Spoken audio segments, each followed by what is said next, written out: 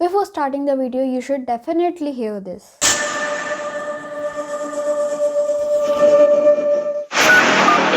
Hello पापा। Hello दीदी, जल्दी से 50,000 रुपए भेज दो। हेलो पापा। ये किस नंबर से बोल रहे हो? कहाँ से बात कर रहे हो? हॉस्पिटल में हूँ, जरा जल्दी से 50-60 हजार रुपए इस नंबर पर भेज दो। हेलो पापा, थोड़ी इमरजेंसी हो गई है।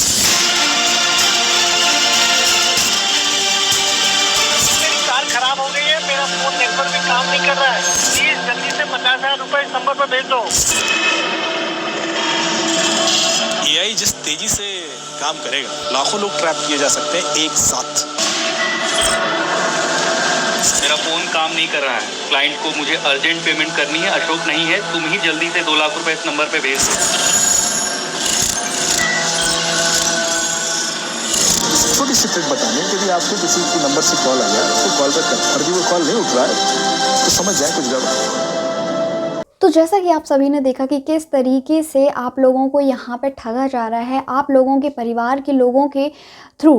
तो ये बात बिल्कुल भी ऐसी नहीं है। आपने ये देखा ही होगा कि किस तरीके से आपकी जो डिजिटल वॉइस रहती है, आपकी जो वॉइस क्लोनिंग रहती है, उसकी हेल्प से आपकी जो ओरिजिनल वॉइस रहती है उसको किसी व्यक्ति या पर्सन के थ्रू आज की टेक्नोलॉजी के टाइम पे यूज़ करके किसी और के थ्रू उसको यूज़ किया जा रहा है। तो ये किस तरीके से हमारे लिए हार्मफुल हो सकती है, किस तरीके से ये एक तरीके से आपकी AI बेस्ड जो टेक्नोलॉजी है वो आपके एक फ्रॉड में, आपका जो साइबर क्राइम रहता है उसमें एक इंपॉर्टेंट रोल है जो प्ले कर रही है।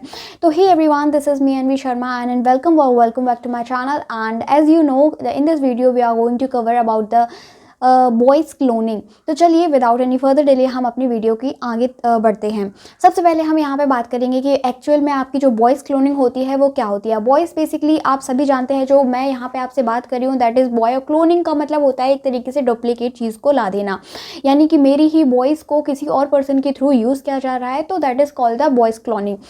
इनिशियल जब इसको स्टार्ट किया गया था तो ये इसका कहीं से कहीं मतलब नहीं था कि किस तरीके से इसको यूज़ किया जाएगा, लेकिन टाइम के साथ और टेक्नोलॉजी के बढ़ते फेज़ के साथ, AI जनरेशन के साथ में ये सारी जो चीज़ें हैं आज के टाइम पे बहुत ही ज़्यादा कॉमन हो गई हैं, जिसमें इसके यूज़र्स के साथ इसके जो डिसएडवांटेज रहते हैं और किस तरीके से इसका दुरुपयोग किया जा सकता है, इसके बहुत ज़्यादा केसेस जो हैं वो यहाँ पर निकल के आते हैं। लोग ज़्यादातर जब भी कोई चीज़ शुरुआत की जाती है तो लोग उसके अच्छे काम से ज़्यादा उसके जो चैलेंजेस रहते हैं उनकी तरफ मूव ऑन ज़्यादा अच्छे तरीके से कर लेते हैं। जिन लोगों को काम नहीं होता है वो मेनली इन चीज़ों में अपने आप को डेवलप करना शुरू करते हैं। तो चलिए विदाउट एनी फर्दर डिले हम अपनी वीडियो की तरफ आगे बढ़ते हैं और समझते हैं कि एक्चुअल में आपकी जो वॉइस क्लोनिंग है बेसिकली होती क्या है। तो जैसे कि मैं अभी यहाँ पे जो भी कंटेंट है वो इसको रिकॉर्ड कर रही हूँ, तो basically this is my recording.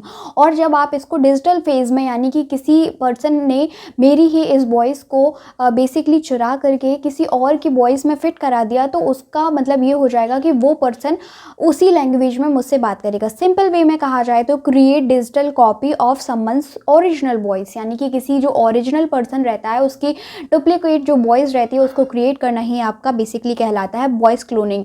इसके यूजर्स के साथ साथ इसके काफ़ी सारे जो डिसएडवांटेजेस हैं वो निकल के आते हैं, और आज के टाइम पे देखा जाए तो वॉइस क्लोनिंग को इसके एडवांटेजेस के लिए नहीं बल्कि इसके जो डिसएडवांटेजेस रहते हैं उनके लिए जाना जाते हैं। तो सबसे पहले तो ये वीडियो जो रहेगी वो एक तरीके से अवेयरनेस करने के लिए है कि किस तरीके से आपके जो साइबर फ्रॉड्स रहते हैं, साइबर क्राइम्स वगैरह रहते हैं, साइबर अटैक वगैरह रहते हैं, वो आज के टाइम पे बहुत ही ज़्यादा बढ़ते जा रहे हैं, क्योंकि हमारी जो इंफॉर्मेशन टेक्नोलॉजी है जिसमें आपकी 21st सेंचुरी में आपका बेसिकली आर्टिफिशियल इंटेलिजेंस है वो एक मेन रोल प्ले करता है। तो सबसे पहले हम यहाँ पे समझते हैं कि आपका जो वॉइस क्लोनिंग है वो किस तरीके से एक अच्छे वे में काम आता है। तो इसको जानने से पहले हम लोग ये जानने की कोशिश करेंगे कि मेनली आपका जो वॉइस क्लोनिंग रहती है मेनली वो आपकी किस तरीके से काम करती है।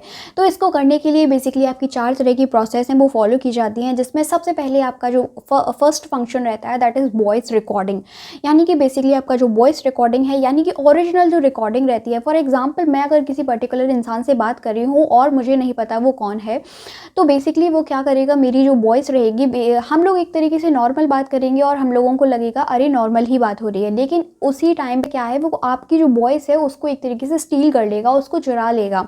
सेकंड जो प्रोसेस रहती है उसमें आपका जो ऑडियो एनालिसिस है वो किया जाता है, जिसमें मेनली ये देखा जाता है कि उस बंदे के थ्रू किस टोन में बात की गई है, उसकी पिच क्या है और किस तरीके से उसका बिहेवियर है उसको शो किया गया है। क्या वो बंदा कॉन्फिडेंटली बात कर रहा है, क्या यहाँ पे एक जेंडर जो रहता है वो भी एक मेन पार्ट जो है प्ले करता है, जिसमें ये देखा जाता है कि आपकी जो वॉइस क्लोनिंग है वो किस वे में की जाएगी। थर्ड लेवल पे बेसिकली आपकी जो काम आती है वो आपकी वॉइस मॉडलिंग होती है, जिसमें बेसिकली आपकी जो वॉइस रिकॉर्ड की गई है उसकी मॉडलिंग की जाती है, यानी कि उसको ट्रांसफ़र किया जाता है आपकी जो डुप्लीकेट वॉइस है उसको करने के लिए। फिर इसके बाद में जो चौथी प्रोसेस रहती है बेसिकली वो आपकी वॉइस सिंथेसिस रहती है। इन सेंस यहाँ पे आपकी जो ओरिजिनल वॉइस थी उसको टोटली चेंज कर दिया गया है और अब वो किसी भी पर्सन के साथ, किसी भी व्यक्ति के साथ आप उसको यूज़ कर सकते हो, कोई भी के साथ यूज़ कर सकते हो। फॉर एग्जांपल मैं जो अभी अपनी भाषा में बोल रही हूँ और मोदी जी का अगर कोई स्टेटमेंट आता है तो उस चीज़ को मैं अपनी वॉइस लगा के या फिर मोदी जी की वॉइस लगा के उसको इस तरीके से रिकॉर्ड कर सकती हूँ। ये एक तरीके से इस तरीके से आपकी जो मिस इन्फॉर्मेशन है उसको एक तरीके से लीड करने का काम करता है। ये आपकी जो पर्सनलाइज्ड चीज़ें रहेंगी उनको भी एक तरीके से ख़त्म करने की कोशिश करता है। साथ ही आपकी ये पर्सनल सिक्योरिटी की बात करता है, आपकी राइट टू प्राइवेसी की बात करता है, जहाँ पे आप किसी इंडिविजुअल की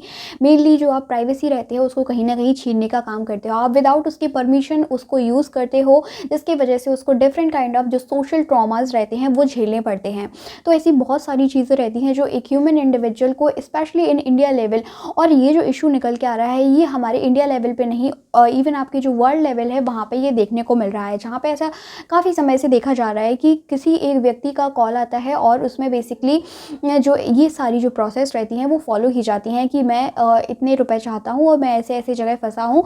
तो हम लोग अवेयर होने के साथ मतलब हम लोग भले ही अवेयर होते हैं, लेकिन जब हमें अपनी पर्सनली किसी इंडिविजुअल जो हमारे बहुत खास होते हैं उनकी आवाज़ हमें जब लगती है तो हम लोग कहीं ना कहीं इस ट्रैप में फंस जाते हैं। जो आपका साइबर क्राइम रहता है, साइबर फ्रॉड रहता है, इसके लिए मेनली ऐसा फोकस किया जाता है कि आपको एक अवेयरनेस की ज़रूरत होती है।